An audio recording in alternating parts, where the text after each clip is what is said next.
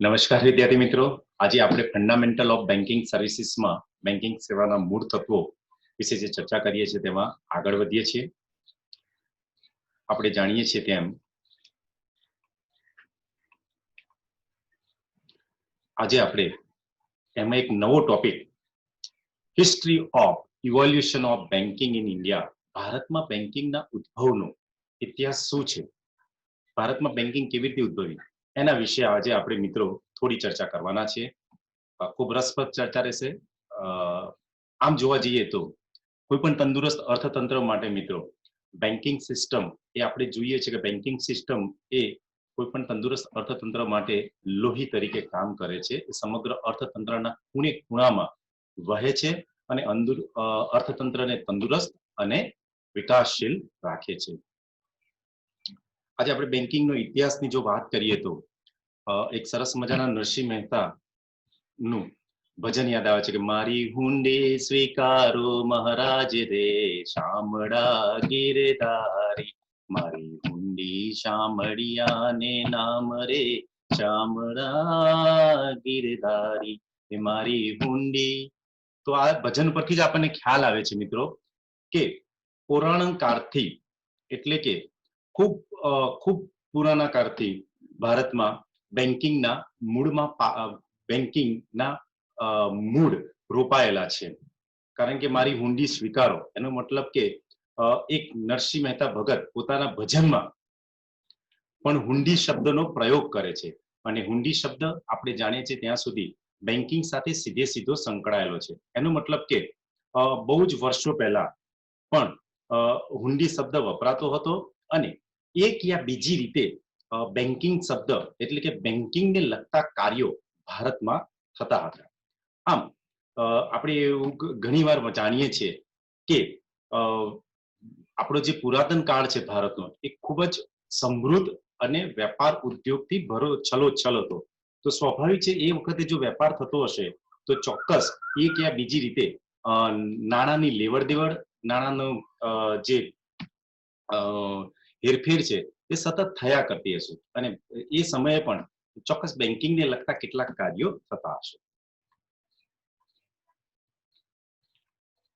આગળ મિત્રો આપણે જોઈએ તો સેન્ટ્રલ બેન્કિંગ ઇન્ક્વાયરી કમિટીના રિપોર્ટ કે જે 1931માં આ કમિટી રચાઈ તેને એને રિપોર્ટમાં કીધું હતું કે ભારતમાં 2000 બિફોર ક્રિસ્ટ થી 14000 બિફોર ક્રિસ્ટ આ ઈસુ ખ્રિસ્તના જે આપણે સદીઓ શરૂ થાય છે આપણો જે સમયગાળો એના પહેલાની વાત છે, માટે ઉપરથી નીચે તરફ આવશે. તો એની વૈદિક સમયમાં પણ ચોક્કસ એવા કેટલાક સ્તોત્રો મળે છે જેનાથી જાણવા કે ધિરાણ પ્રવૃત્તિઓ થતી હતી, એક યા બીજી રીતે ધિરાણ પ્રવૃત્તિઓ હયાત હતી. અને કૌટિલ્યના અર્થશાસ્ત્ર મુજબ પણ 500 બિફોર ક્રિસ્ટ થી 400 બિફોર ક્રિસ્ટ ના ગાળા દરમિયાન જે પ્રવૃત્તિઓ થતી હતી એની અંદર લેણદારો, ધિરાણ કરનાર, વ્યાજના દરો કે દર જેવા શબ્દ પ્રયોગો થયેલા જોવા મળે છે. મૌર્યન શાસનમાં સાઈન કરેલા જે આદેશ હતા કે જેને આધારે કોઈ ત્રીજા પક્ષકારને નાણાં ચૂકવવાના થતા હતા એવા પત્રો જોવા મળે છે જેને ADESHA આદેશા કહેવાય છે. તેવી જ રીતે બુદ્ધિસ્ટ પીરિયડમાં પણ આવા જ લેટર ઓફ ક્રેડિટનો ઉપયોગ થયેલો જોવા મળે છે.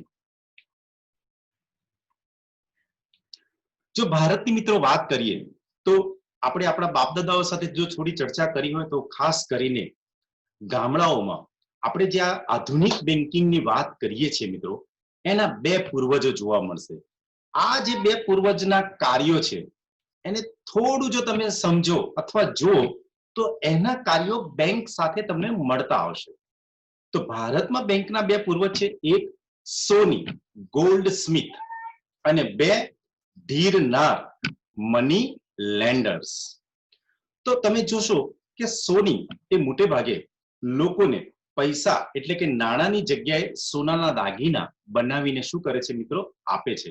અને વર્ષો સુધી આપણા લોકો આ સોનાના દાગીના પોતાના જોડે સાચવીને રાખે છે, ખાસ કરીને કોઈ સુખદ અથવા તો કોઈ ખરાબ સમયમાં જ્યારે લોકોને પૈસાની તકલીફ પડે તો આનો શું કરે છે મિત્રો, એ ઉપયોગ કરે છે.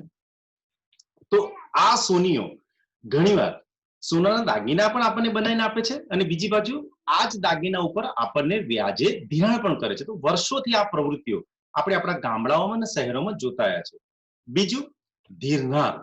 તો આપણે મોટાભાગે ઘણા ગામડાઓમાં અને શહેરોમાં આ જોયું છે કે એક ધીરનાર બેઠા હોય છે, જે પણ શું કરે છે, વ્યાજે એટલે કે જમીન જાયદાદ અથવા તો આવા દાગીના અથવા તો કોઈ એવા મહત્વની જે તમારી પાસે વસ્તુ હોય તે લઈને આપણને વ્યાજે શું કરે છે, નાણાં ધીરે છે.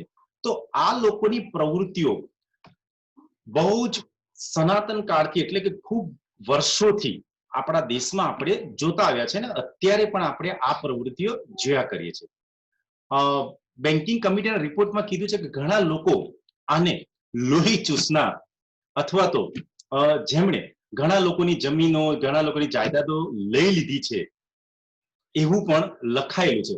પણ તેમ છતાં આપણે જો એ નકારાત્મક ઇતિહાસ તરફ ન જઈએ તેમ તો પણ આ લોકોએ ચોક્કસ જમીન જાયદાદોનું રક્ષણ કર્યું છે અને જ્યારે લોકોને પૈસાની જરૂર પડી છે ત્યારે આપણે શું કર્યું છે મિત્રો, ધિરાણ કર્યું છે. તો બેંકને લગતી જો તમારે આમાં પણ મૂળ જોતું હોય તો આ બે જણ આપણને બેંકને લગતી પ્રવૃત્તિઓનો વર્ષો જૂનો ખ્યાલ આપે છે.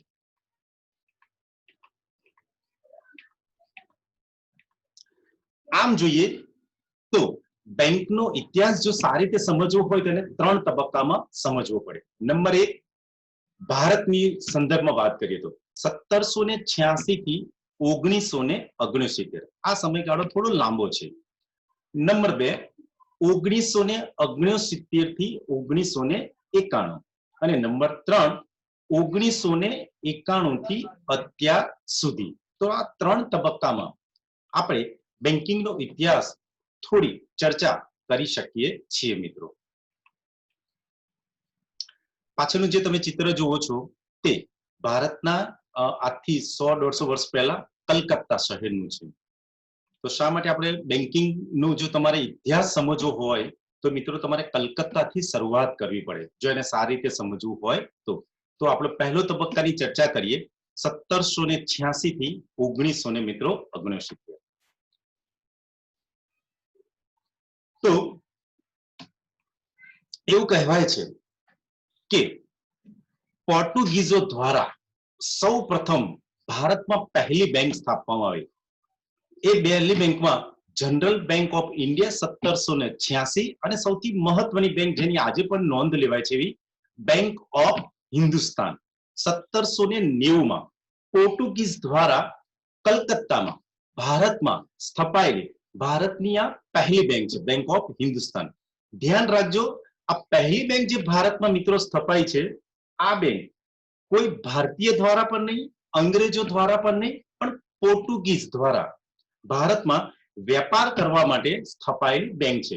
તમે જોશો તો દક્ષિણનો જે થોડો ભાગ છે એમાં અને મુંબઈ થી ગોવા બાજુમાં પોર્ટુગીઝોનું શાસન હતું એટલે એ પણ ભારત પર ચોક્કસ વેપાર કરતા હતા અને વેપારને સરળ બનાવવા માટે એલેક્ઝાન્ડરના હુકમથી ભારતમાં આ બેંકની શું થયેલી મિત્રો, સૌ પ્રથમ સ્થાપના થઈ હતી. હવે સ્વાભાવિક છે કે the great Britain of India લગભગ એ સમયે 80% કરતા વધારે દેશો ઉપર શું કરતું હતું મિત્રો, શાસન કરતું હતું અને એમાં ભારત પણ સામેલ થાય છે. તો અંગ્રેજો પણ સ્વાભાવિક છે ભારતમાં વેપાર કરવા આવ્યા હતા, અહીંયા શાસન કરવા ન આવ્યા હતા. હા, પણ અહીંયા આવ્યા પછી અમને ખ્યાલ આવ્યો કે સમગ્ર દેશના લોકો એ ધર્મ અને જાતિને આધારે અને રજવાડાઓમાં વહેંચાયેલો છે, માટે એમને ખ્યાલ આવ્યો કે જો અહીંયા શાસન કરવા માંગીએ તો ખૂબ સરળતાથી આ મોટા દેશને પણ હરાવી શકાય છે. તો અહીંયા પણ જેવું પોર્ટુગીઝે બેંક સ્થાપી એવી જ ઈસ્ટ ઇન્ડિયા કંપની દ્વારા એટલે કે અંગ્રેજો દ્વારા એમને પણ અહીંયા વેપાર કરવાનો હતો ને અહીંયા એમના પણ પાયા નંખાયેલા હતા. તો એમને પણ ખ્યાલ આવ્યો કે આપણે પણ જો વેપાર સરળ બનાવવો હોય તો એમણે પણ શું કર્યું મિત્રો, અહીંયા બેંકોની શું કરવી હતી, સ્થાપના કરી હતી. તો તો સૌપ્રથમ અંગ્રેજોએ પણ, જો આપણે 17મી 18મી સદીની વાત કરીએ તો પહેલી એક બેંક સ્થાપી, બેંક ઓફ બંગાળ 1806 ની અંદર. આ બેંક કલકત્તાની અંદર સ્થાપવામાં આવી અને ધીમે ધીમે એની શાખાઓ બીજા બંગાળના અલગ અલગ ભાગોમાં સ્થાપવામાં આવી. તો અંગ્રેજોએ પણ પોતાની પહેલી બેંક કલકત્તામાં સ્થાપી હતી. બીજી બેંક, આ બેંકની સફળતા મળવાથી બીજી બેંક એમણે સ્થાપી, બેંક ઓફ બોમ્બે, બોમ્બેની અંદર. આપણે એ વખતના બોમ્બેની ચર્ચા કરીએ છીએ, બરાબર છે. અત્યારે ભલે એને આપણે મુંબઈ કહેતા હોય પણ એ વખતે એને બોમ્બે કહેવાતું, બેંક ઓફ બોમ્બે 1840માં. અને ત્રીજી બેંકની સ્થાપના કરી એમણે, બેંક ઓફ મદ્રાસ 1843માં. તો આવી 3 બેંકો ની સ્થાપના ઈસ્ટ ઇન્ડિયા કંપની દ્વારા, આ તમે જો આ સમયગાળા દરમિયાન આ ખૂબ મોટી બેંકો હતી. એમના મકાનો પણ તમે જુઓ તો પાછળ બેકગ્રાઉન્ડમાં તમે જોશો, આ લખાણની પાછળ મેં એ જ સમયના એમના જે મકાનો છે એના ફોટા મિત્રો મૂકેલા છે. તો આ 3 બેંકો આ 3 જગ્યાએ અંગ્રેજો દ્વારા સ્થાપવામાં આવી. અને યાદ રાખો, એ સમયે સ્થપાયેલી આ બેંકો પણ સ્વાભાવિક છે, અંગ્રેજોએ કોઈ ભારતના વિકાસ માટે નહીં પણ પોતાનો વેપાર સરળ અને સહજ બને એ માટે સ્થાપી હતી. એટલે ઇંગ્લિશ પીપલ દ્વારા જ આનું શું થતું હતું મિત્રો, સંચાલન થતું હતું. 1809માં આ બેંક ઓફ બંગાળ જે સ્થાપી હતી એને એ વખતને જે શાસન કરતા હતા એને પ્રેસિડેન્સ કહેવાતું હતું. એટલે બંગાળના પ્રેસિડેન્સના નામ પર એનું નામ પ્રેસિડેન્સ બેંક ઓફ બંગાળ પડ્યું. આનું નામ પ્રેસિડેન્સ બેંક ઓફ બોમ્બે પડ્યું અને આનું નામ પ્રેસિડેન્સ બેંક ઓફ મદ્રાસ પડ્યું. આમ આ ત્રણેય બેંકો એ પ્રેસિડેન્સ બેંક તરીકે મિત્રો શું હતી, ઓળખાતી હતી જે તે સમયે, બરાબર છે. તો આ ત્રણેય બેંકો પ્રેસિડેન્સ બેંક તરીકે ઓળખાઈ અને આગળ જતા આ ત્રણેય બેંકોમાંથી આગળ જતા એટલે 1920માં આ ત્રણેય બેંકોને ભેગી કરીને આપણે IBI, ઇમ્પિરિયલ બેંક ઓફ ઇન્ડિયાની 1920માં શું કરવામાં આવી હતી મિત્રો, સ્થાપના કરવામાં આવી હતી. બરાબર, આ ત્રણેય બેંકોને ભેગી કરીને. હવે જો તમે ભારતનો નકશો એ વખતનો જુઓ તો આપણને થાય કે શા માટે, જો ખાલી ગોખવા માટે નહીં વિચારવું, પણ આપણને થાય કે શા માટે આવી બેંકો આ રીતે સ્થાપી હતી. તો ધ્યાન રાખો, મેં ફરીથી શરૂઆત કરું કે અંગ્રેજો ભારતમાં શાસન કરવાની પણ વેપાર કરવા આવ્યા હતા. હવે આપણે જ્યારે 16મી 17મી ને 18મી સદીની વાત કરીએ ત્યારે વિમાન માર્ગો ન હતા, ટ્રેન માર્ગો અથવા જે રોડ માર્ગો હતા એ પણ એટલા બધા વિકસિત ન હતા. તો ભારતમાં અંગ્રેજો ક્યાંથી પહોંચ્યા હતા? સ્વાભાવિક છે કે એ લોકો આ દરિયાઈ માર્ગનો શું કરતા હતા મિત્રો, ઉપયોગ કરતા હતા. માટે આ સૌ પ્રથમ પહેલી બેંક હું જ્યારે તમને જે કહું છું કે મિત્રો કલકત્તામાં સ્થપાઈ હતી. તો કલકત્તામાં શા માટે સ્થપાઈ હતી? કારણ કે એ વખતે ભારતનું રાજધાની એ દિલ્હી ન હતી, ભારતની રાજધાની કઈ હતી મિત્રો, કલકત્તા હતી. અને કલકત્તા પસંદ કરવાનું કારણ તમે જો, કલકત્તાની આજુબાજુ અફાટ દરિયો છે. તો અંગ્રેજો પોતાના જહાજો દ્વારા સરળતાથી કલકત્તાના બંદર ઉપર પોતાનો માલ સામાન, કાચો માલ, તૈયાર માલ બધું સરળતાથી અહીંયા લાવી શકતા હતા. પોતાનો તૈયાર માલ અહીંયા ઠાલવતા હતા અને કાચો માલ અહીંયાથી લઈ જતા હતા. માટે એમણે પહેલી બેંક અહીંયા સ્થાપવાની પસંદ કરી. આને આપણે જો દિશા તરીકે જોઈએ તો આપણી આ ઈસ્ટ દિશા છે. તમે જો એનાથી તદ્દન વિરુદ્ધ એમણે બીજી બેંક ક્યાં સ્થાપી, મુંબઈમાં, બોમ્બે જેને કહેવાય છે. એ વખતનું બોમ્બે એટલે આજનું સંપૂર્ણપણે મહારાષ્ટ્ર, આખું ગુજરાત, આ બધાનો સમાવેશ એ વખતે મુંબઈમાં થતો હતો, બોમ્બેમાં થતો હતો. તો એમણે બીજી બેંક પણ ક્યાં સ્થાપી મિત્રો, બોમ્બેમાં. ફરીથી તમે જુઓ, બોમ્બેમાં સ્થાપવાનું કારણ પણ શું હતું મિત્રો, એની આજુબાજુ પણ શું છે, અફાટ દરિયો છે. માટે આ બેંકો સફળ ગઈ કારણ કે એમનો વેપાર ઉદ્યોગ અહીંયાથી સરળતાથી ચાલતો હતો. માટે અહીંયા બેન્કિંગ પ્રવૃત્તિઓ પણ થતી હતી. તમે ત્રીજી બેંક તમે જુઓ તો ત્રીજી બેંક પણ એમણે જે સ્થાપી છે, ક્યાં સ્થાપી છે, અત્યારનું ચેન્નઈ, ત્યારનું મદ્રાસ. તો ત્રીજી બેંક એમણે અહીંયા મદ્રાસમાં સ્થાપી છે. એટલે કે ઈસ્ટ, બીજી એક બેંક વેસ્ટ અને ત્રીજી જે બેંક છે એ સાઉથ. તો ત્રીજી બેંક એમણે સાઉથમાં સ્થાપી હતી, દક્ષિણમાં સ્થાપી હતી. અહીંયા પણ આ બેંક સ્થાપવાનો ઉદ્દેશ તમે જુઓ, અહીંયા પણ આ બાકીનો આખો એરિયા આને મદ્રાસ દ્વારા કવર કરી લીધેલો હતો અને અહીંયાથી એમનો વેપાર સરળ બનતો હતો. તમે જો એ સમયમાં એમણે કોઈ ઉત્તરમાં બેંક ન સ્થાપી. શા માટે ન સ્થાપી? કારણ કે ઉત્તરમાં કોઈ દરિયા કિનારો ન હતો, માટે એમના માટે વેપાર એટલો સરળ ન હતો. ચોક્કસ શાસન કરતા હતા, પણ વેપાર કરવો સરળ ન હતો, માટે એમણે ઉત્તરમાં કોઈ બેંકોની સ્થાપના કરી ન હતી. તો તમે જો આ રીતે જો તમે જેને સમજશો તો તમને બહુ સરળતાથી સમજ પડશે ને આપણને આપણો ઇતિહાસ પણ સમજવા મળશે કે શા માટે અહીંયાથી આ શહેરોમાં શરૂઆતમાં બેંકો સ્થપાઈ. આ શહેરો આજે પણ ભારતના માન્ચેસ્ટર કહેવાય છે, તો ભારતના સૌથી મોટા શહેરોમાં સ્થાન ધરાવે છે.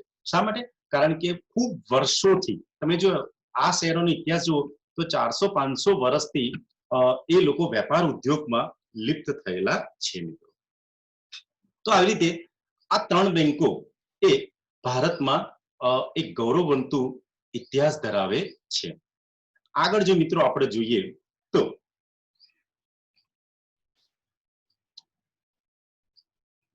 થોડું આપણે પ્રેસિડેન્સી બેંકથી અલગ જઈએ તો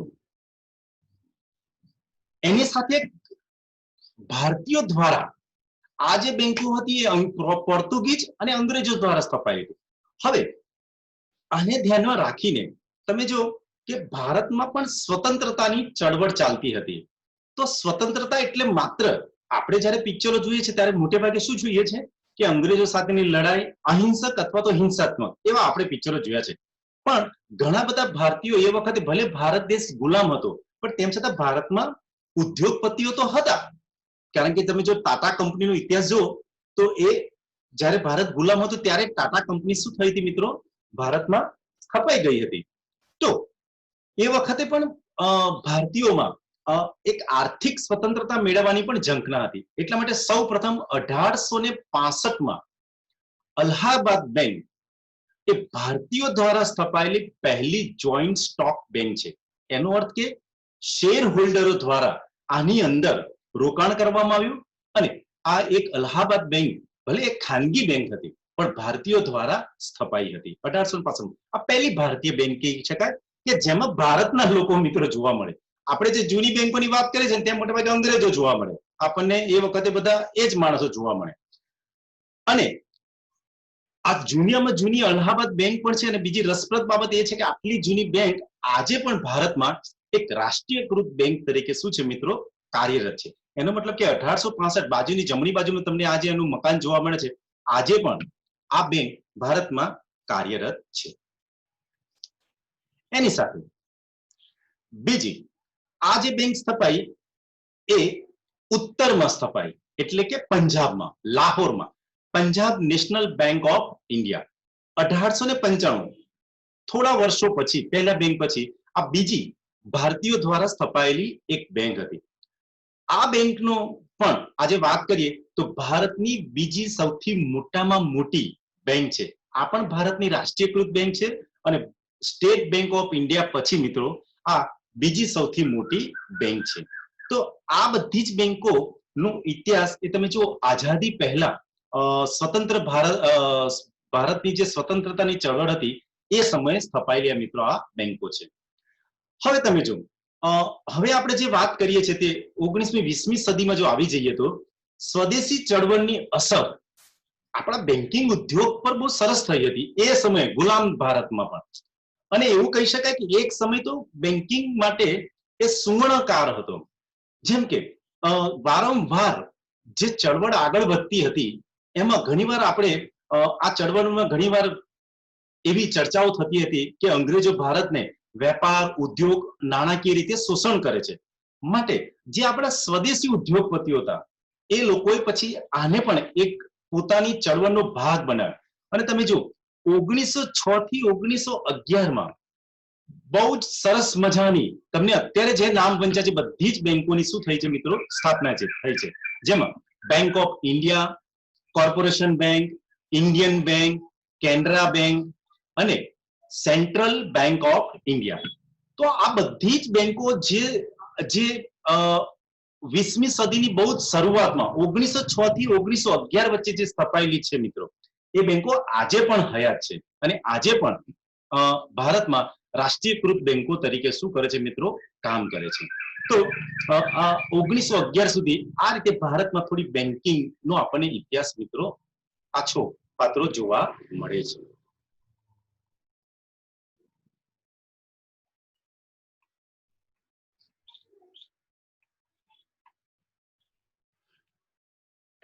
આ બેંકોમાં તમે જો તો એક પ્રકારે જે આપણો સુવર્ણ કાળ હતો એ એની એક ખરાબ અસર ધ ફર્સ્ટ વર્લ્ડ વોર, તો પહેલા વિશ્વયુદ્ધની એક ખરાબ અસર થઈ. ચોક્કસ ભારત ગુલામ દેશ હતો, માટે પહેલું વિશ્વયુદ્ધની વાત કરો કે બીજા વિશ્વયુદ્ધની વાત કરો, બંને વિશ્વયુદ્ધમાં ભારતે કોઈ સીધો ભાગ નથી લીધો, પણ આપણે સ્વાભાવિક છે ઇંગ્લેન્ડના ગુલામ હતા અને પ્રથમ વિશ્વયુદ્ધ અને બીજા વિશ્વયુદ્ધમાં ઇંગ્લેન્ડે ભાગ લીધો, એનો અર્થ કે આપણે પણ એની અંદર ઓટોમેટિક મિત્રો શું થયેલા હતા, ભાગીદાર બન્યા હતા.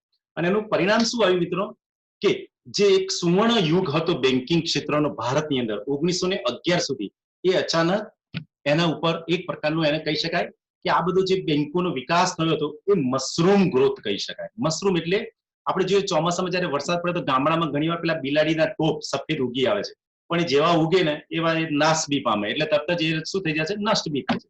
તો એવી રીતે બેંકો પણ જો પ્રથમ વિશ્વયુદ્ધ થયું અને ઇંગ્લેન્ડ દ્વારા જેવો વેપાર ઉદ્યોગમાં મંદી આવી અને એમનું ધ્યાન જેવું યુદ્ધ તરફ ગયું, એવી ઘણી બધી બેંકો, આ આંકડા યાદ રહે તો પણ બરાબર છે, પણ માત્ર આ સમય તમે જો તો આ 5 થી 6 વર્ષના સમયમાં મોટા ભાગની ભારતમાં ખાનગી બેંકો મિત્રો શું થઈ ગઈ, બંધ થઈ ગઈ, અને ઘણા બધા શેર હોલ્ડરો, ઘણા બધા ડિપોઝિટરોના પૈસા શું થઈ ગયા મિત્રો, ડૂબી ગયા.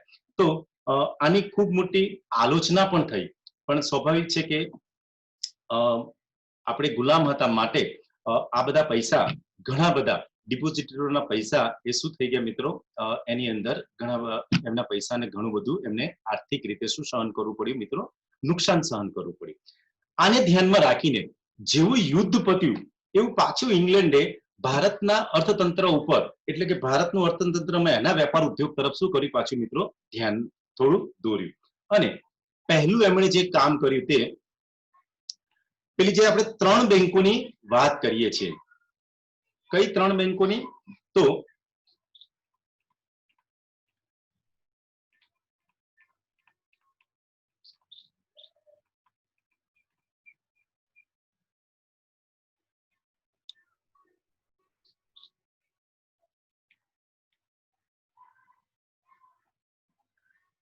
હા, જે આપણે 3 બેંકોની વાત કરીએ છીએ, bank of Bengal, bank of Bombay અને બેંક ઓફ મદ્રાસ. તો આ ત્રણેય બેંકોને ભેગી કરીને અંગ્રેજ સરકાર દ્વારા એક એક્ટ પસાર કરીને ઇમ્પિરિયલ બેંક ઓફ ઇન્ડિયાની સ્થાપના કરી. તો 3 પ્રેસિડેન્સી બેંકો ભેગી કરવામાં આવી અને ત્રણેય બેંકોને ભેગી કરીને ઇમ્પિરિયલ બેંક ઓફ ઇન્ડિયાની 1920માં મિત્રો શું કરી નાખવામાં આવી, સ્થાપના કરવામાં આવી. હવે આ સ્થાપના તો કરી, પણ પાછી એની જોડે તમે જોશો તો આ ખાનગી શેર હોલ્ડર્સ એટલે કે ખાનગી બેંક હતી, અને મોટે ભાગે એની અંદર યુરોપિયન શેર હોલ્ડર્સ હતા, એટલે ભારતના શેર હોલ્ડર, એટલે કે ભારતની માલિકી પણ બહુ જ ઓછા પ્રમાણમાં, નહિવત પ્રમાણમાં હતી. હવે આગળ જોઈએ તો આની અંદર એક વિવાદાસ્પદ નિર્ણય પણ એ સમયે લેવાયો. શું લેવાયો, કે આજ ઇમ્પિરિયલ બેંક ઓફ ઇન્ડિયાને ભારતની સેન્ટ્રલ બેંક તરીકે, મધ્યસ્થ બેંક તરીકે, એટલે કે સરકારની બેંક તરીકે સ્થાપિત કરવામાં આવી. એનો મતલબ કે ઇમ્પિરિયલ બેંક ઓફ ઇન્ડિયા એક સાથે 2 કામ કરતી હતી. એક તો એક ખાનગી બેંક હતી, બેંક તો હતી, એટલે એક વ્યવસાયિક બેંક તરીકે તો કામ કરતી હતી, સાથે સાથે પાછી સરકારની બેંક તરીકે પણ કામ કરતી હતી. એટલે કે એને નોટો છાપવાનો અને બીજા બેંકો પર અંકુશ રાખવાનો અને ભારતના બેન્કિંગ ક્ષેત્રનું ધ્યાન રાખવાનું પણ કામ એને સોંપવામાં આવ્યું. આ સમયગાળો એવો છે મિત્રો કે જેમાં ભારતની જે આઝાદીની ચળવળ છે એ ખૂબ જ વેગ બની ગઈ હતી, અને ભારતના જે આઝાદીના લડવૈયા હતા એમણે આનો ખૂબ વિરોધ કર્યો હતો. આર્થિક મોરચે પણ આપણે ઘણી બધી વિદેશી વસ્તુઓનો, વિદેશી સંસ્થાઓનો વિરોધ કરતા હતા. તો ઇમ્પિરિયલ બેંક ઓફ ઇન્ડિયાનો પણ ગાંધીજીની ચળવળમાં તમે જુઓ તો ખૂબ વિરોધ થયો અને એને શોષણ કરતા બેંક તરીકે જાહેર કરવામાં આવ્યું. એવા સમયમાં એક કમિશન રચાઈ ગયું અંગ્રેજો દ્વારા, જેને કહેવાય છે હિલ્ટન યંગ કમિશન. તમે ગાંધી પિક્ચર, સરદાર પિક્ચરમાં જોશો તો તમને આનું હિલ્ટન યંગ કમિશનનું પણ તમને ક્યાંક જોવા મળશે, પણ આનો વિરોધ થયો હતો. એમાં એક પણ ભારતીય સભ્ય ન હતો, એટલે આનો બહુ સખત વિરોધ થયો હતો. માટે આપણે જો પિક્ચરો જોઈએ તો એટલું જ ખ્યાલ આવે કે આનો બહુ વિરોધ થયો હતો. પણ જો એને બેંકની રીતે જોવામાં આવે ને તો આને એક માઇલસ્ટોન, આ કમિશને માઇલસ્ટોન જેવું કામ કર્યું. તો શું, તો ભલે અંગ્રેજના બધા સભ્યો હતા, પણ એમણે ચોક્કસ એક એવી નોંધ તો મૂકીને ગયેલા હતા, અને એમનો જે રિપોર્ટ છે એ બ્રિટનમાં એની નોંધ લેવાઈ. એમણે સ્પષ્ટ રીતે કીધું કે ભાઈ સેન્ટ્રલ બેંક તરીકે ક્યારેય વ્યવસાયિક બેંક કામ ના કરી શકે. એટલો મતલબ કે હિલ્ટન યંગ કમિશનનો ઈશારો ઇમ્પિરિયલ બેંક ઓફ ઇન્ડિયા પર હતો કે ભાઈ ઇમ્પિરિયલ બેંક ઓફ ઇન્ડિયા વ્યવસાયિક બેંક અને સેન્ટ્રલ બેંક બંને કામ એક સાથે ના કરી શકે. એનો મતલબ કે તમારે સેન્ટ્રલ બેંકનો કોઈક વિકલ્પ વિચારવો પડે. એનો મતલબ કે એને ભલામણ કરી હતી. હિલ્ટન યંગ કમિશનને પણ ખબર નથી કે આમાં શું કરવું, ખાલી એણે કીધું ભાઈ તમે કંઈક વિચારો. એનો મતલબ કે હિલ્ટન યંગ કમિશનની ભલામણોની બહુ ચર્ચા થઈ અને આખે સ્વીકાર થયો. પણ હિલ્ટન યંગ કમિશને પોતાના રિપોર્ટમાં શું કરવું આના બદલામાં એવું કંઈ એના પાસે કોઈ ઉપાય ન હતો. અને એટલા માટે 1931માં જે આપણે શરૂઆતમાં જોયું કે બેન્કિંગ ઇન્ક્વાયરી કમિટી આખી એક સ્થાપવામાં આવી, અને એને ઘણી બધી ચર્ચાઓ, લોકો પાસેથી મંતવ્યો, એ સમયે પણ લોકો પાસેથી મંતવ્યો મંગાવવામાં આવ્યા, અને એને ધ્યાનમાં રાખીને 1934માં reserve bank of India act પસાર થયો. એનો મતલબ કે અંગ્રેજ સરકારમાં જ આ એક્ટ પસાર થઈ ગયો મિત્રો. અને 1935માં રિઝર્વ બેંક ઓફ ઇન્ડિયાની મિત્રો શું કરી દેવામાં આવી, સ્થાપના કરવામાં આવી. યાદ રાખો, રિઝર્વ બેંક ઓફ ઇન્ડિયા એ વખતે ભારતની મધ્યસ્થ બેંક, સર્વોચ્ચ બેંક બની. આ બેંક પણ પાછા ખાનગી શેર હોલ્ડરોની જ હતી, એટલે કે દરેક શેર હોલ્ડર ₹100 ના ભાવે આના શેર ખરીદેલા હતા. ડાબી બાજુ તમે જોશો તો એના પ્રથમ ગવર્નર છે, એનો ફોટો મેં મૂકેલો છે, જે પ્રથમ ગવર્નર હતા શ્રી ઓસ્બોર્ન સ્મિથ. તો એના પ્રથમ ગવર્નર હતા મિત્રો શ્રી ઓસ્બોર્ન સ્મિથ, બરોબર છે. અહીંયા મિત્રો આપણે અટકીએ છીએ, આપણે આ ઇતિહાસને અહીંયા અટકાવીએ છીએ. આગળ આપણે બીજા લેક્ચરમાં આગળ જોઈશું મિત્રો. અને જો તમને મારો આ લેક્ચર ગમ્યું હોય તો ચોક્કસ આને સબસ્ક્રાઇબ કરજો, અને બેલ આઇકન પણ દબાવજો, અને તમારી કઈ કમેન્ટ્સ હોય તો ચોક્કસ મને કહેજો મિત્રો, જેથી કરીને હું વધારે સારા લેક્ચર મિત્રો શું કરી શકું